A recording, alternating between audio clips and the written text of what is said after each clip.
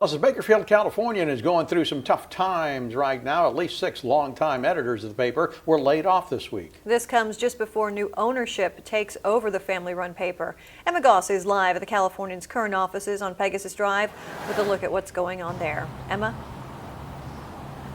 Dave, Rochelle, these are the offices that the Bakersfield Californian moved into last November when they were consolidating their operations into one building and saying goodbye to their beautiful and historic downtown headquarters. Now the paper is facing layoffs and uncertainty about the future of their print production. For 122 years, the Bakersfield Californian has been something of a family treasure.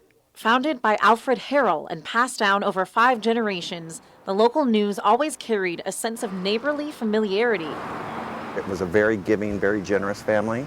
You always knew you could see the owner. But this week, at least 6 longtime editors were given notice that by June 30th, when the paper comes under new ownership, they'll be laid off. It's not a surprise, but a disappointment nonetheless for former CEO Richard Bean. Well, it's sad.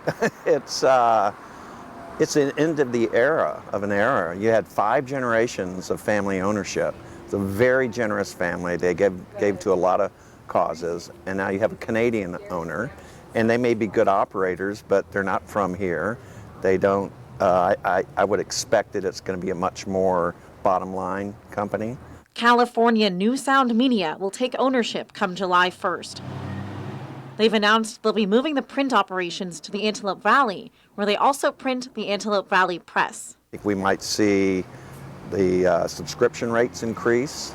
You might see them decide not to publish 7 days a week. They may go down to 5 days a week. John Hart was a photographer with the Californian up until 2009. I worked there for 28 years, so I spent more than half my life at that paper. He's heard from his former colleagues this week that these changes came with no warning from the owning family. That the family is just nowhere to be found. It's been complete radio silence. Instead, representatives from the new ownership arrived this week and told each staffer if they'd still have a job come July 1st. They conveniently laid off the union president.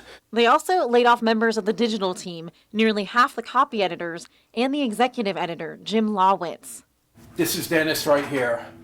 I'm really sad to see that people are laid off, because times are hard already. Other subscribers are considering canceling their subscriptions if the paper doesn't feel local in the future. Hart says not so fast. If the old names that everybody's used to, Mike Griffith and Herb Benham and Stephen Mayer and John Cox, and these folks that have been there for a very long time, Bob Price, obviously, if they stay on, those guys are really committed to producing good local journalism.